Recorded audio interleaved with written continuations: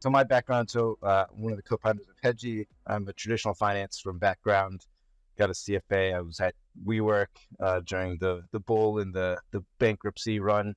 So I have some war stories and some roller coaster rides from that. And have been working in DeFi for I don't know, about 5 years or so. And yeah, so excited to kind of talk to you guys about token compensation. I'm gonna do a quick shout out to Gamma app.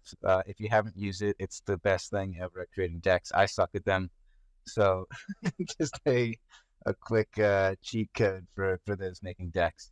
All right. So overview. I mean, token compensation is generally we you can think of it as a new paradigm because it's like very different than traditional ways of paying your employees, whether through salary or equity compensation. Tokens are similar to equity, but they're a bit different, right? But they're used in a lot of the similar ways in terms of paying people, whether it's for annual bonuses, for grants, or similar type um, compensation that replaces salary.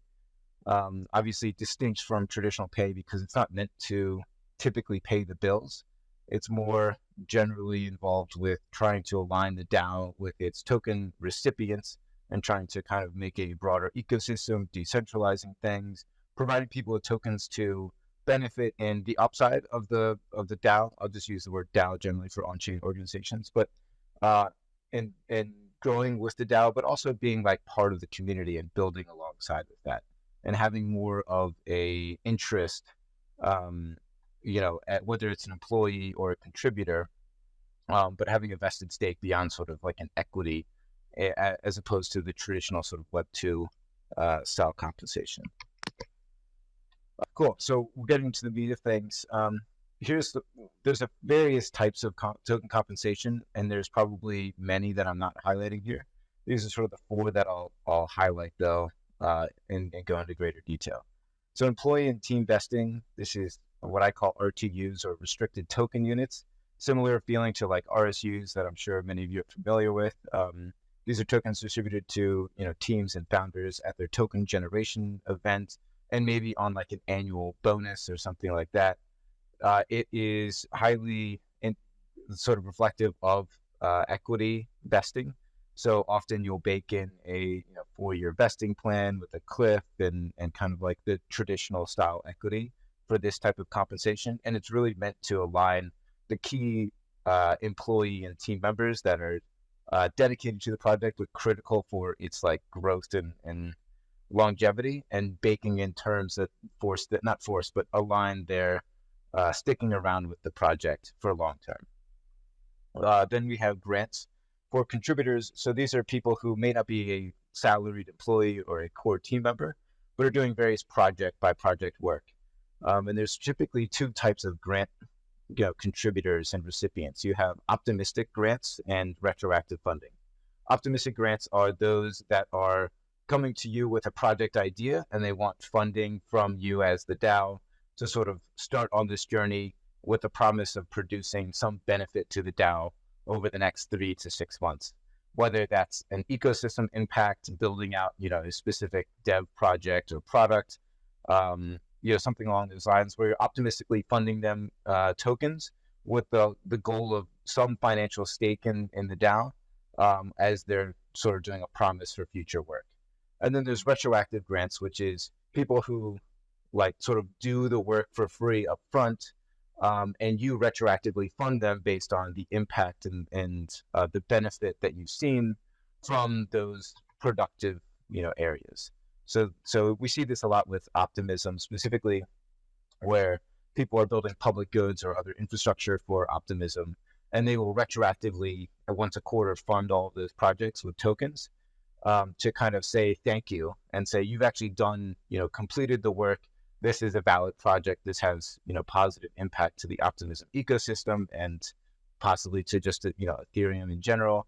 Here's token compensation to financially reward you, as well as like pull you in closer to the optimism ecosystem and DAO. And then we've seen a handful of DAOs use token compensation actually as a salary replacement, beyond sort of like the annual token bonus. Specifically, a handful of groups that we've personally worked with and it's all been opt-in, but team members will opt in to receive tokens instead of like salaried stable coins or crypto dollar payments. And we'll get into some of those benefits of why that makes sense. But it's an interesting case where I would say it's very atypical in traditional world that you would ever get, sort of a non dollar salary payment. And so it's nuanced and useful in the crypto landscape. And finally, there's exotics. So there's tons of different exotics, whether it's token warrants and options, milestone-based, incentive and payments. There's lots of customized ways that you can distribute tokens, depending on sort of your ecosystem. We won't go too deep into exotics, but I think they can be super useful and customizable ways that get sort of target the KPIs that you're going for. So employee vesting, restricted token units, different than a equity compensation, because as we all know, tokens are not securities. And or at least we want them to not be treated as such. And so this is like your typical tokens that you're giving out to your founders and team members at token generation event, and on an annual bonus. The biggest part, and these are a large part of your token cap table, if you will. Uniswap, I think, was like 23% of their token was given out to their founders and core team members at generation event. So it represents a large, chunk of tokens that are given out. So it's a huge financial impact. And so one of the important things to think about when issuing RTUs is how do you make sure that it aligns longer term with your, key stakeholders and recipients that are getting these tokens with the DAO. So that means, of course, like baking in vesting schedules. I would say the most typical, is like a 3-year, 1-year cliff type vesting, or 4-year, 1-year cliff. And that's just super important to make sure that people don't receive tokens and then sort of dump them, or, even if they don't dump, sort of like leave the community or leave the DAO. And I would say super mission critical for key like players and founders who are mission critical for the success of the DAO, to make sure that they stick around. And one of the big things that we like to emphasize is if there's sort of governance ability, making sure that these team members actually have the ability to vote.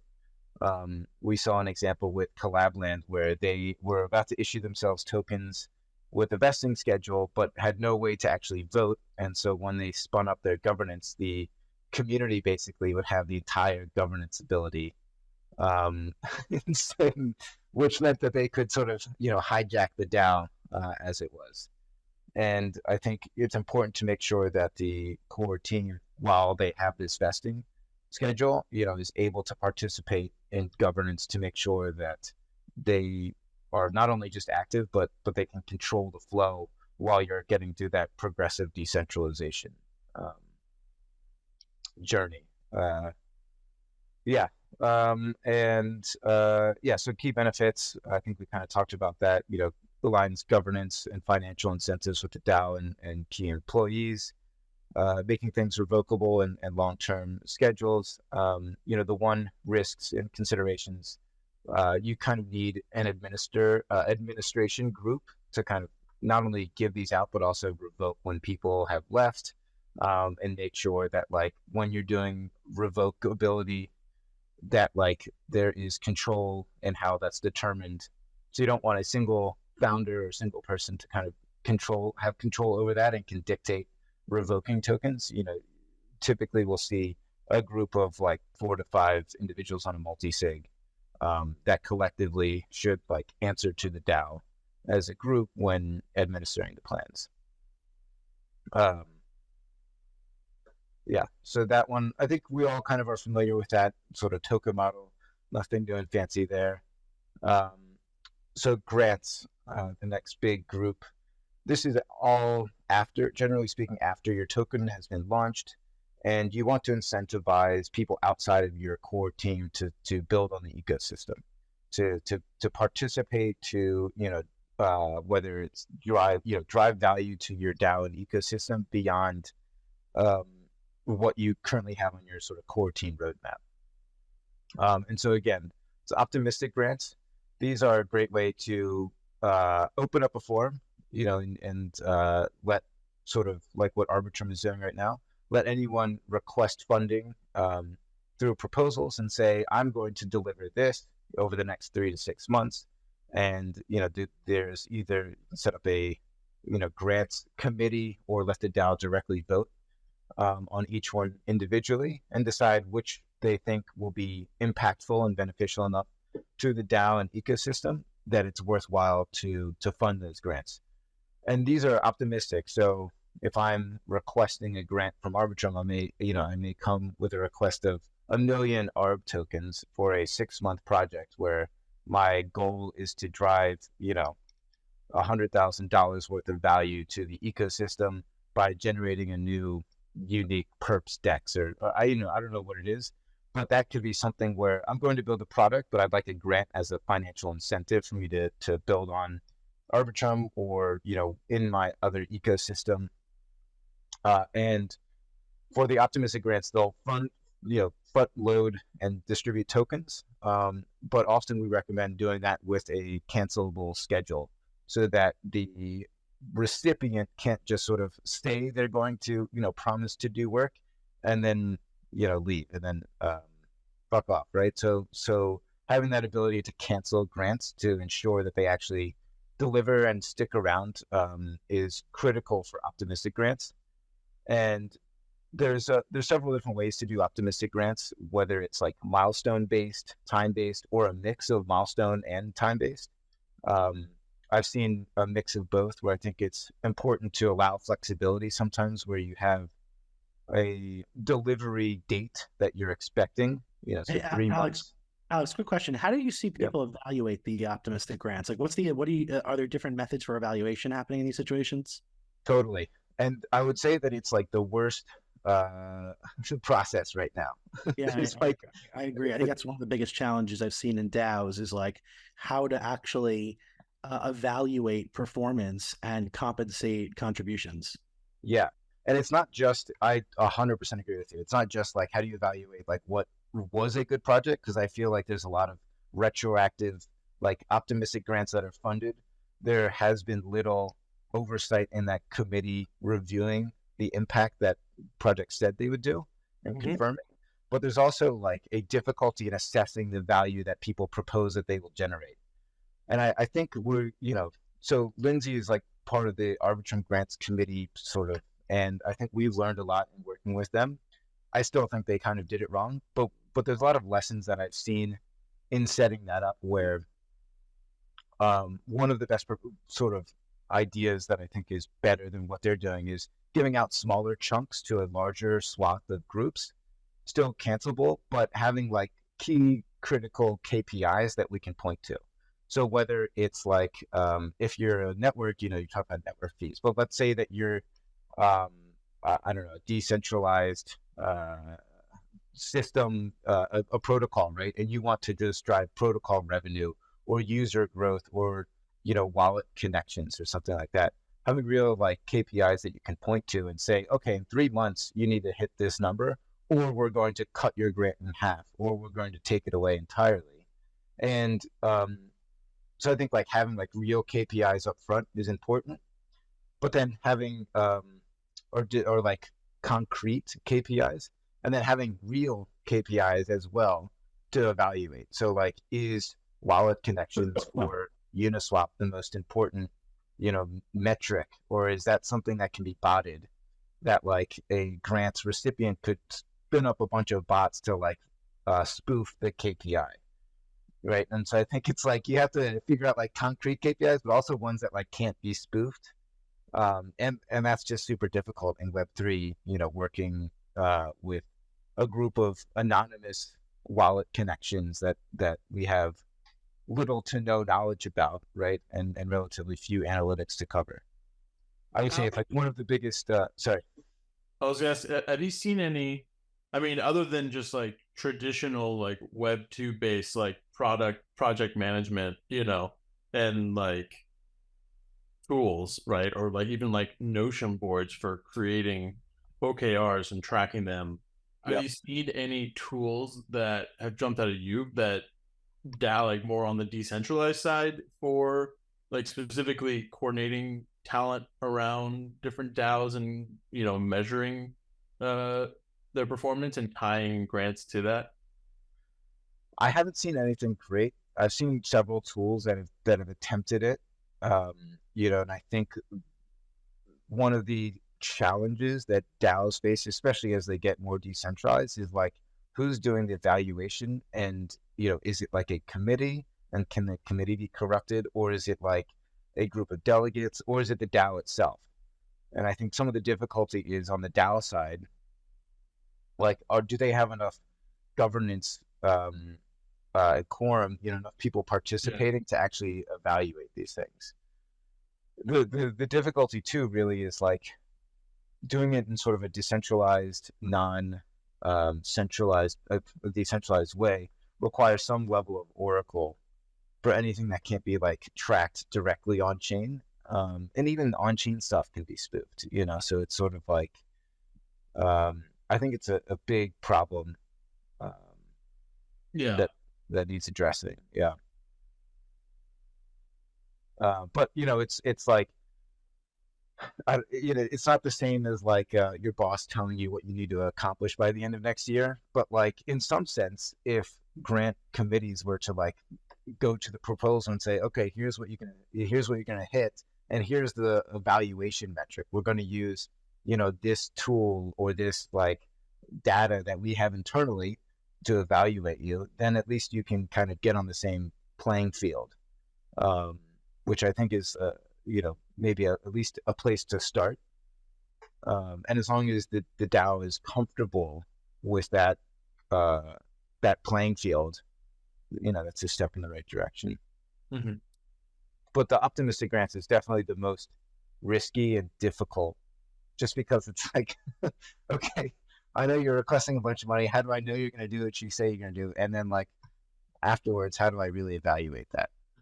Well, and also like, not to get into the conversation around like price and stuff like that, but part of the other challenge is like if someone's putting forward a grant proposal to do X, and the grant is in protocol's token, you then present, okay, do you have to go, and does that individual have to go and sell all those tokens to pay individuals to do the work to build out what they're saying they're going to build, right? Or is it, people that are going to be able to hold on to the token and not sell it in order to get it done, right? So that's the other challenge too.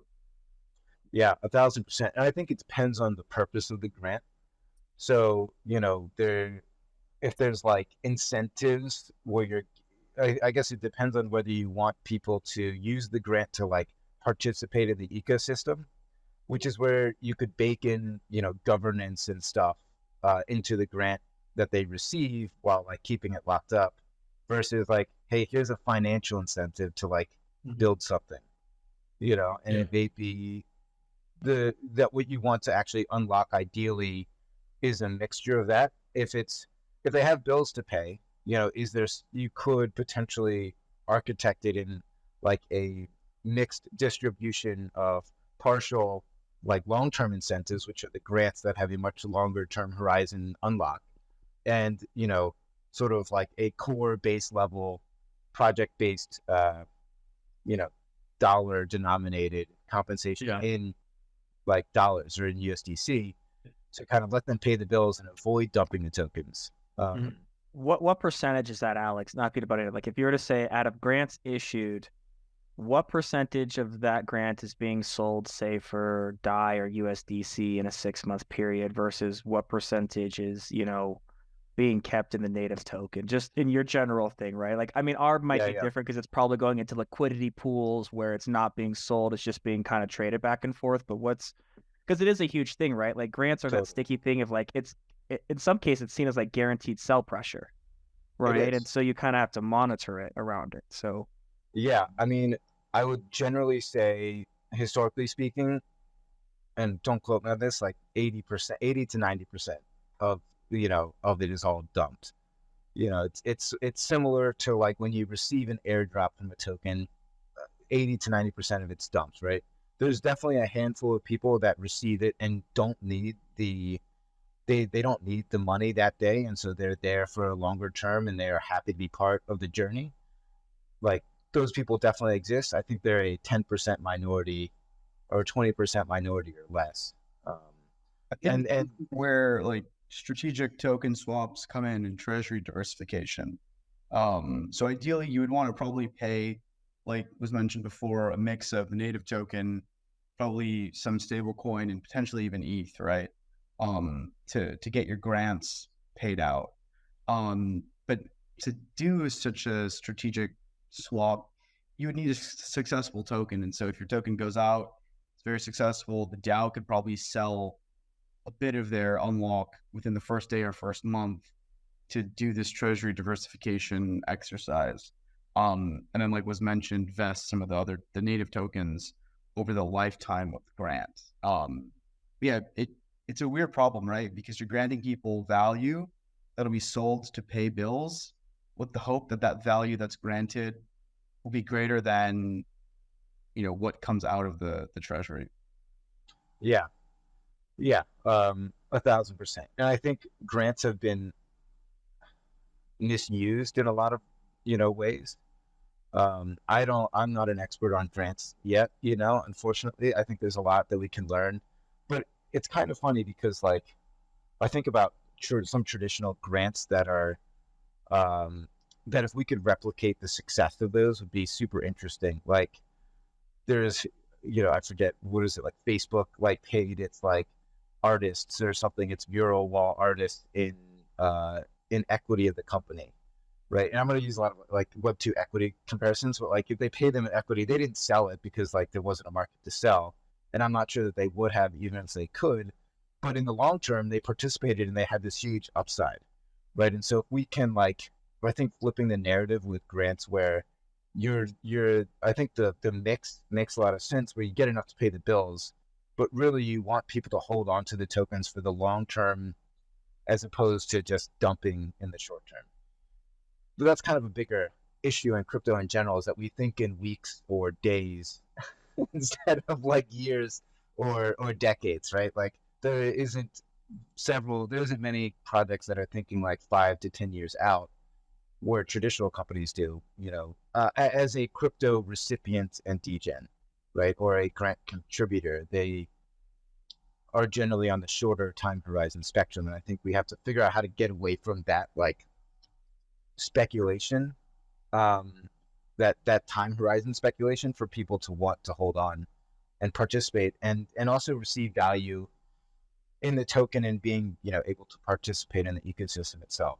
I think it's an interesting kind of segue also to the next part of like retroactive grants, because I think those present, at least from my side, like you can almost bunch in a lot of the like community token distributions that have come, where you have people that have basically been using or embracing a product, looking to farm potential token grants or ups or whatnot, and then but the sort of the value to them and the feeling like they need to get immediate returns is higher with the retroactive grants, because they feel like for the time they've already done the work, they want more, as opposed to having allocations and distributions of tokens be tied to like current and future actions.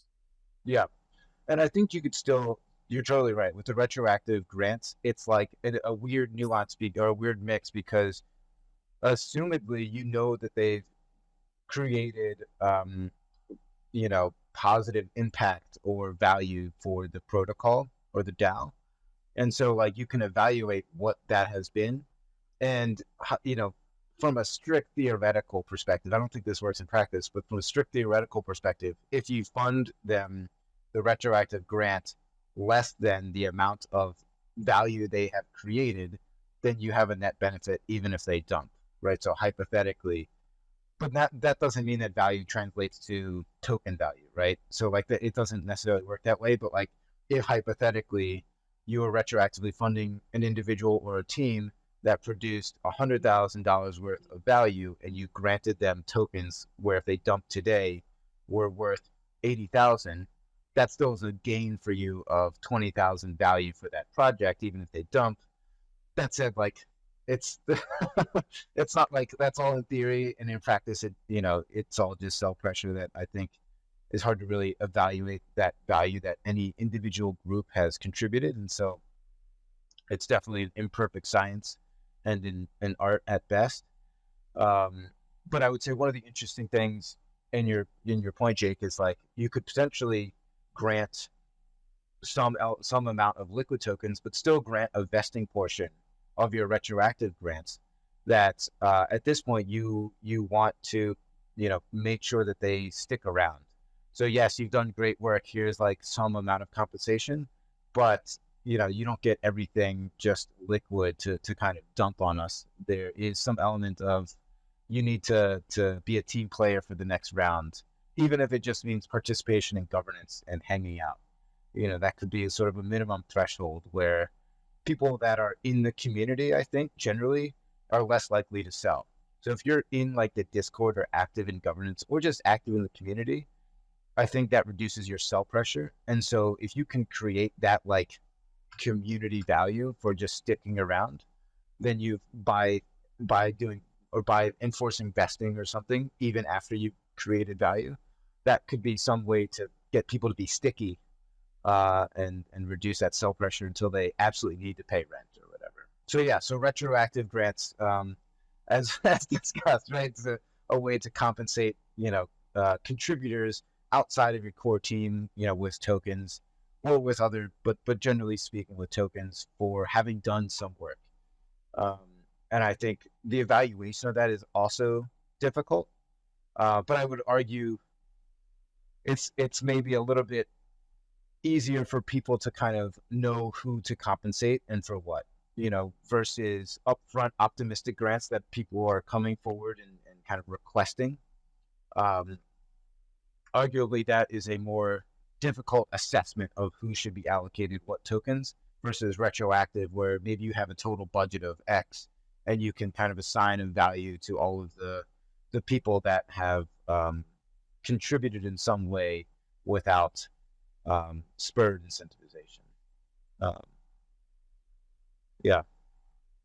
And then of course, bake in some vesting schedules or something, is always something that I would recommend. And I think more and more it just makes sense to kind of keep people active, whether it just be in the Telegram chats or in governance.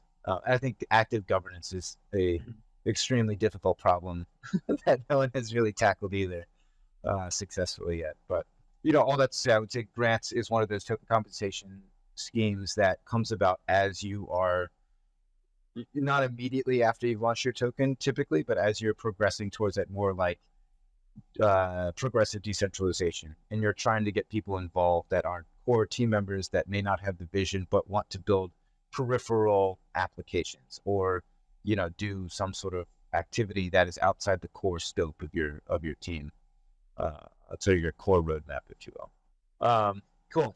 And then the final kind of major version of token compensation is salary replacement. This one I would say is the riskiest, but we've worked with Shapeshift or DAOhouse and a few others where and it's all opt-in, where they selectively will opt in to receive part of their compensation every month in tokens instead of USDC or DAI. And generally speaking, it's evaluated at the time. So there's higher risk for the DAO because they're taking some sort of like, I'll just use the word FX loosely, but FX volatility, where every month they don't know the exact amount of tokens that they're going to be compensating because they don't know the dollar value. So it is sort of a higher risk. And I think as a DAO, something that you don't sort of enter lightly into, but being an opt-in version, it does give you the flexibility where if you're lower on your stablecoin runway, you can sort of incentivize people to take token compensation. And again, instead of enforcing revocability, we generally have worked with teams that do a lockup. So they'll recommend, for Shapeshift as an example, their team members were allowed to opt in to anywhere from 0 to 100% of their salary paid in Fox tokens. And if they took those tokens, they had a 6-month or a 1-year lockup.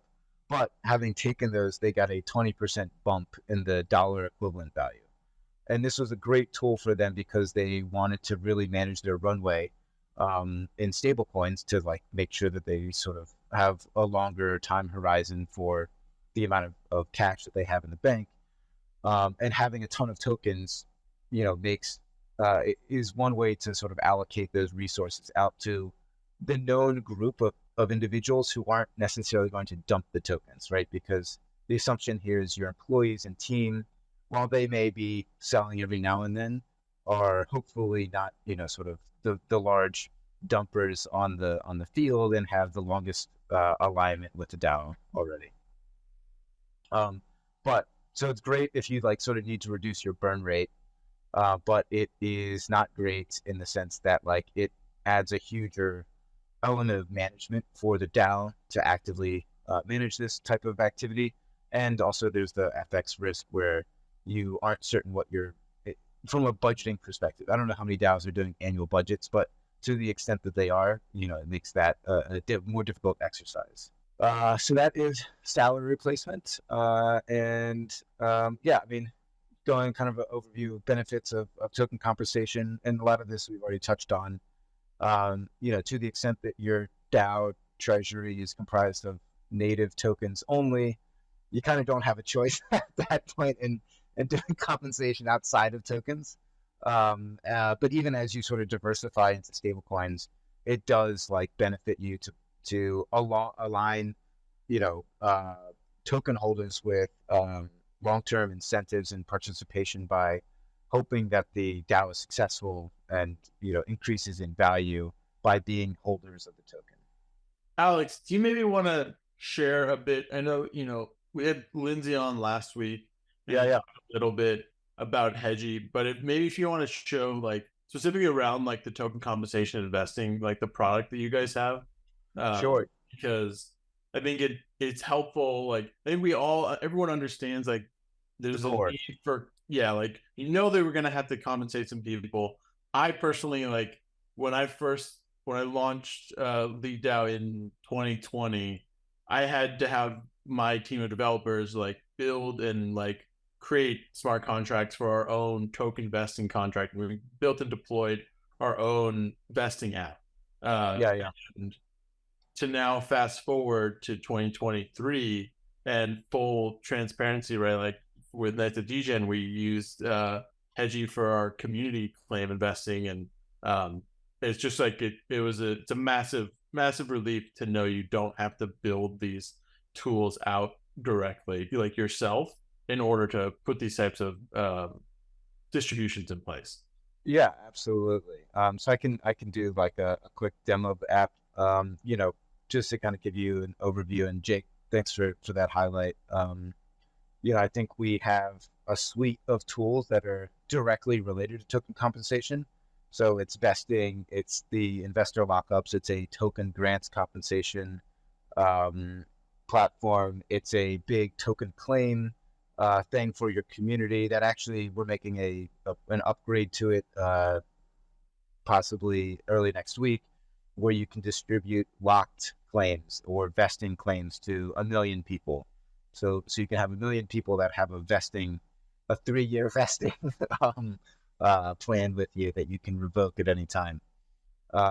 Anyway, so I think we've kind of dedicated a lot of our time to building out those core infrastructure tools just for that purpose.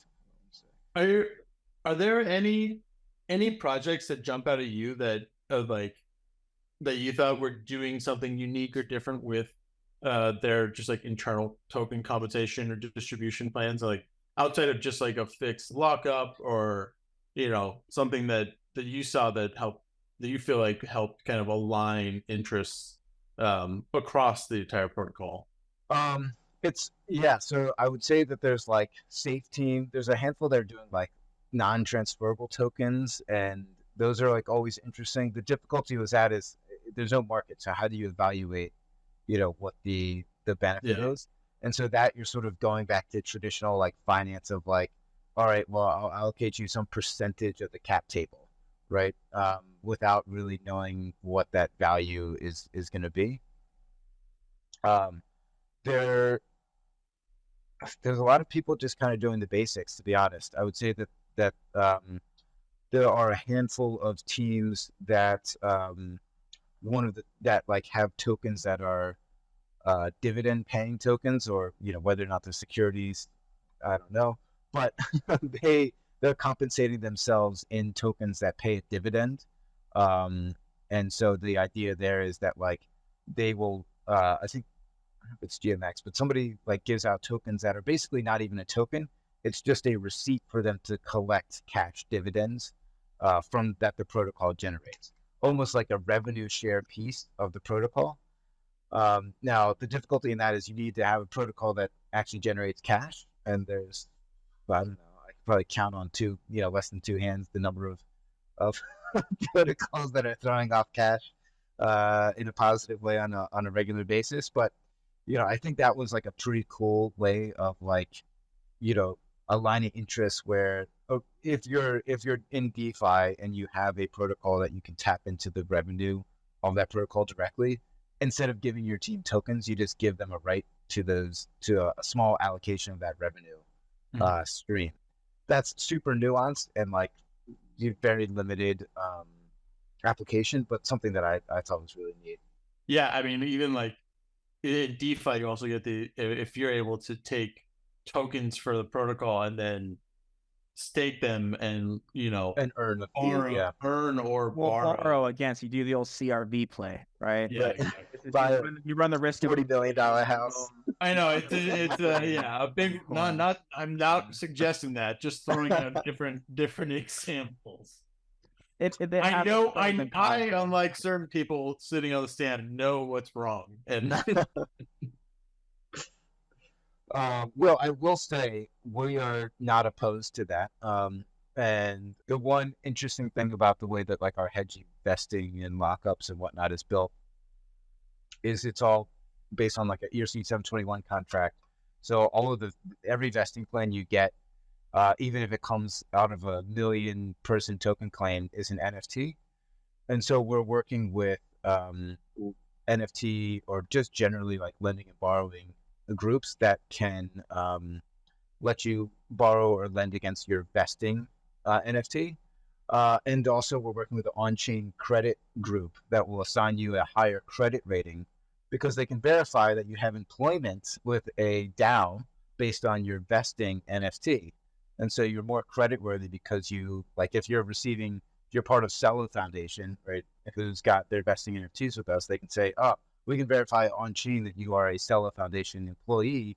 That's like part of that credit score that's always like off chain that like now we can bring on chain and you can get possibly better credit terms.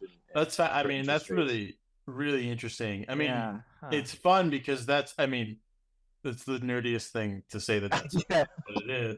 Because that's cool. Because it unlocks what's to me always been the most exciting thing about DeFi is the money logos of it, right? Yeah. The fact that you can, right, when you're getting like an LP token or with Uniswap and like how they turn that into an NFT, like the fact that you have a token that represents your vesting that you can then go and do other things with, like that's always the most exciting thing to me about DeFi. And like the sort of stuff is the ability for once you tokenize something, to like the interoperability that creates. Yeah. So really interesting to kind of also mitigating sell pressure and then taxable events too, right? Yeah. Because if you're collateralizing and you're getting a loan, that you're basically taking a loan against yourself. There's no taxable event there versus selling that token, creating a taxable event. So I mean, there's pros and cons to both. The biggest risk though is that you're staking at a high valuation and your token's volatile and stuff gets squirrely. But no, this stuff is really interesting as far as around it. So you guys actually have this. And I think on the NFT lending side too, what's interesting is like a lot of I wouldn't say a lot, the 2 or 3 that we've talked to have taken a tack of non-liquidating loans where like they may margin call you and they may take your NFT should you like default, but that doesn't mean that they'll go and sell it or like force you into liquidation, which forces a tax event. They're sort of like, they may call you and bug you for more collateral or to pay down some of your debts. But I think that's like something that's a nicer service than like the forced liquidation, which on Aave triggers a tax event, or cascading liquidations. It or could just cascading wreck. liquidation. Yeah, I mean, like Blur. I saw that with Blur a lot, right? And you saw what happens when a market severely overhedges on one side and the spiral it can create. So, but I'm also assuming that they're going to be loaning at something that's favorable and reviewing everything and covering. Yeah, you're not getting 100% collateral. You have the loan to value. And of course, a lot of it also then ties back to just like the liquidity of the token itself too. Right. And the challenge, and that's where a lot of this comes back to, right? Like, if you think we were talking about the like grants and where you go, like someone having to sell a grant, practically speaking, if your token has enough liquidity, if you're giving larger grants in the token, what you want to do is help facilitate like whoever is the recipient to do some type of OTC type sale as opposed to just a market sale. And there are, market makers that help facilitate that. Right. Like that's more favorable than just sort of having people go and just sell the token on Uniswap and stuff like that. But you need the liquidity in order for that to actually be like feasible. Yeah, totally. And so you're just having this like a VNFT, like a Velodrome NFT, where the tokens are locked within it, and if you sell that NFT, you're basically selling the whole bonding to that and everything. Okay, cool, got it. That's right. Yeah, that's under the hood. It's a simple sort of connect your MetaMask. And Jake, I want to touch on what you just mentioned about the self pressure because it's fun. But you'll see a lot of these look and feel very similar. The way that we've designed this is like, just because I was a treasury manager for a long time, is like every tool does like a job that it's supposed to do. There's not sort of like a protocol that does like 1,000 different things. Vesting plans are great for distributing vesting tokens to your employees. If you want to like distribute vesting grants, like the grants platform has a specific niche that's like derived for it to handle like public dashboards and like transparency and stuff like that better than sort of this. So for vesting, it's all relatively simple. You pick sort of your dates, 3-year, 1-year cliff type thing. You can do monthly, periodic, or yearly, or weekly, or whatever, or like the linear streaming. Again, we go deep into governance.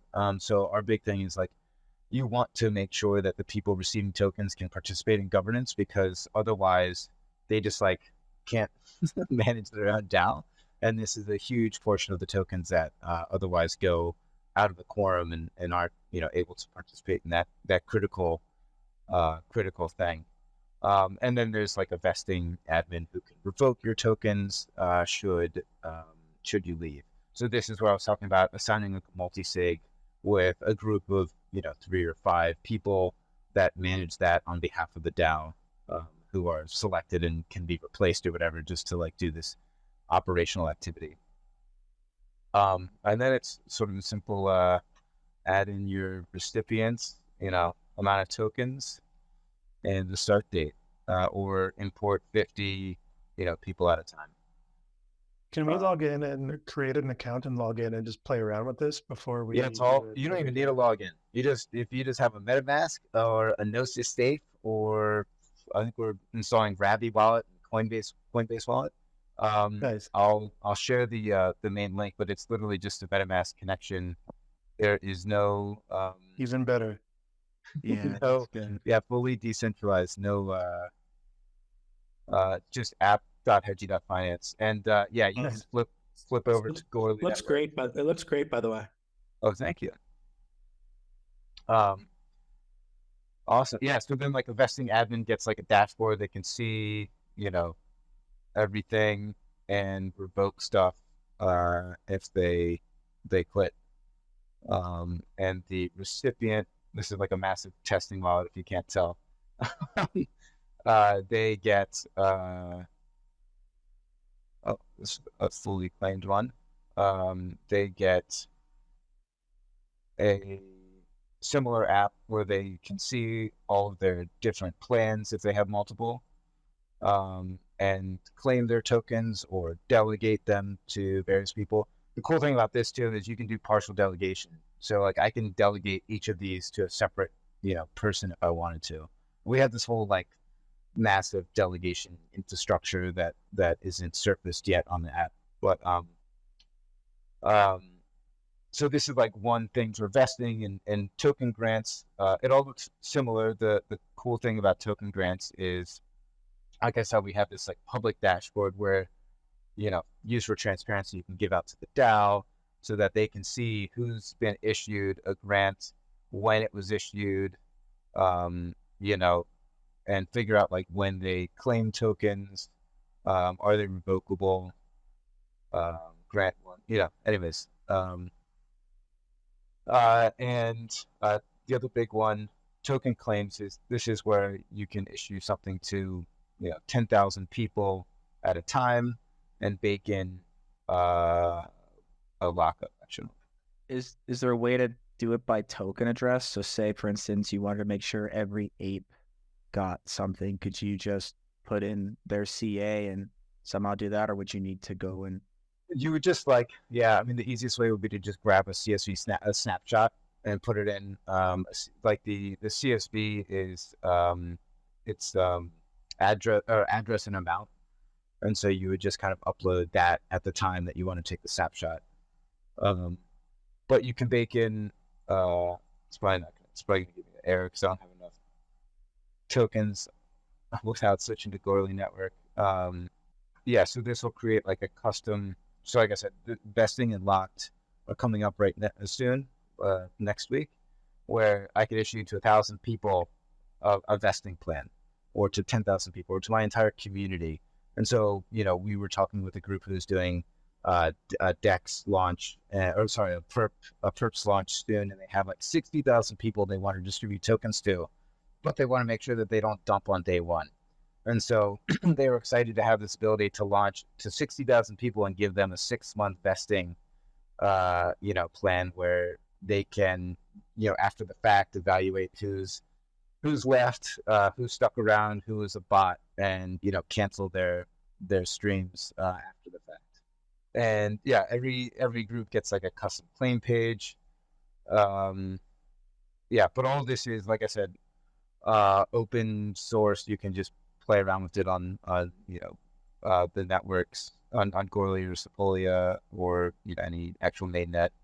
And so we have a bunch. I guess the short story. So I wasn't expecting to do a demo, but the short story is we have a tool for sort of all of the different compensation mechanisms. The demo helps, so I appreciate it, man. I'm a visual guy, so as much as I love a deck presentation, each person gets a unique claim page that they can share, and then this is all customizable, but not eligible. So I can flip to a different wallet and see. All right. Well, anyways, sometimes I get it right and get an eligible wallet. That's the beauty of random wallet generation. So that's kind of funny. But the idea is like you can download everyone that's claimed. I can also end this early if I want to just cancel it. So this is like a great way to distribute tokens out to your community. So the token claims, vesting plans for your team, token grants for your grantees. Investor lockups is a non-revocable version of token locks. So these ones are distributed to your investors, but because they are not revocable, I can transfer them. So I can transfer these to cold storage or what have you. And the vesting plans are transferable, but only by the admin, because we don't want sort of people selling their revocable vesting plans. But if you get permission from the DAO or whatever to move it, that's totally fine. Whereas the investor lockups, they can do their claim, their delegate, or they can actually transfer it, which hypothetically enables the ability to not just transfer it to cold storage, but also to sell on an OpenSea or another NFT. Like an OTC their tokens. They can RTC, yeah. Which we thought should be avoided for the revocable ones. I think borrowing and lending makes a lot of sense, but our vision was you shouldn't be allowed to sell your vesting rights as a team member to somebody else, because that's like essentially quitting, and could be revoked after the fact. Can a grant recipient So there, take yeah, over so against it? a grant recipient could, yeah. So a grant recipient can receive two types of grants. So they can get a revocable or a non-revocable grant. And so it really depends on, the optimistic grants, I would always say are revocable. So you wouldn't want to give an optimistic grant to someone and then have them sell it, but they could potentially borrow against it. Yeah, so the grants, it's a little bit different, right? So sort of the optimistic versus retroactive funding, you may give out the retroactive ones that are not revocable, but just have a lockup, right? And so that's still something that I think grant committees are struggling or juggling with, is like, what's the best way to distribute, token grants out. But our goal here is just to empower to give them as much tools as possible to kind of deliver the best product for what they need, or give them the best tool for what they need when it comes down to distributing out tokens. So here, it's all sort of a very look and similar feel with the grants distributing, out to 50 people, adding in people's addresses and how many tokens they get. And this is set up as like a bi-weekly payout structure. But the biggest difference for grants is just the ability for people to, for the community to have a dashboard to visualize the entirety of that grants platform. So like with the Arbitrum grants that we're working with, we have like once they've spun it up, we'll have a dedicated Arbitrum grants like dashboard that you can see on the forum and go from their website and see and look at who's paid grants out, or sorry, all the grant recipients, how much they've been paid, their like unlock schedule, what they've done with the funds, just to kind of add that transparency, so that especially for optimistic grants, to the extent that people want to like voice their opinion on who hasn't performed work, it gives that greater transparency for people to be involved and say, oh, like they promised to do X, Y, and Z, but none of that's actually come true. Yeah, and I'll share my Calendly, and I think Lindsay's on there, but we're happy to do sort of like deeper dive one-on-ones into the app and the products, and of course token compensation structures and other, I don't know, fun stuff. The one thing, Jake, I'll mention too, is just like a fun tidbit when you mentioned sort of like alleviating sell pressure with OTC. The name Hedgey came about because we originally launched a OTC options trading, a decentralized options trading protocol for covered calls and puts. And one of the thoughts was DAOs sending out grants could also simultaneously sell puts to their grant recipients, so that they give them a way to sort of hedge their downside, so that they don't dump the tokens immediately, right? They can hold on to them. They get that protection from the downside, and the DAO is sort of willing to buy them back at a lower price than what they issued them at. Oh, interesting. That was like 2 years ago when we were working with DXDAO, who is a dead DAO, and a handful of others to sort of put together this like funding with a put. So you give out a grant and you either reduce the grant amount by the put cost, or you just like give away a put that's like 20% lower than the market value, to give them that like confidence that they don't have to dump the tokens.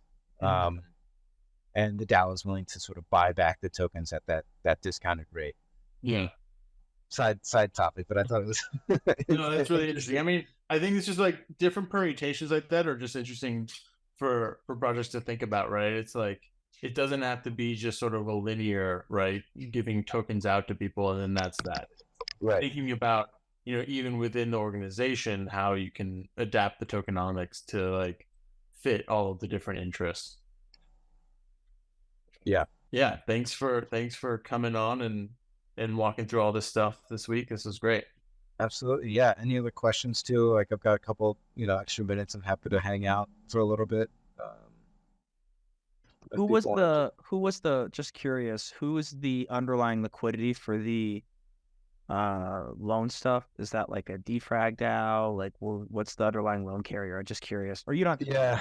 No, I mean, so I forget what their name, like Niftify or something like, I don't know. There's a handful of people that are doing this. Okay. They were sourcing liquidity from, I think, generally like institutional investors or like a liquidity pool where people were willing to loan against those and select NFTs.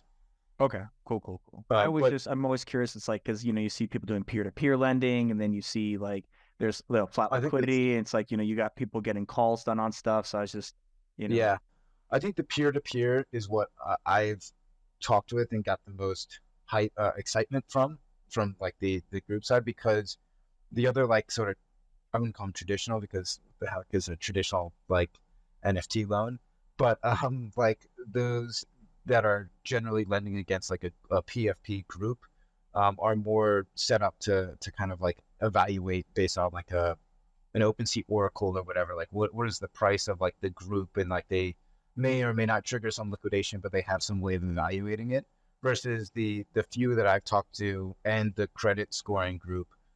Their loans are more bespoke, and like they have like potentially either peer-to-peer direct, where someone's willing to take that lending risk because they understand what they're lending against, or there's like a group of lenders who understand that like there's an intermediator who's like the manager, who's basically bucketing together their funds and tranching it out, or saying like idle finance does this type of stuff, like tranching out and saying, all right, here's like the risk that like the junior tranche has versus the senior tranche, and the like good old CDO.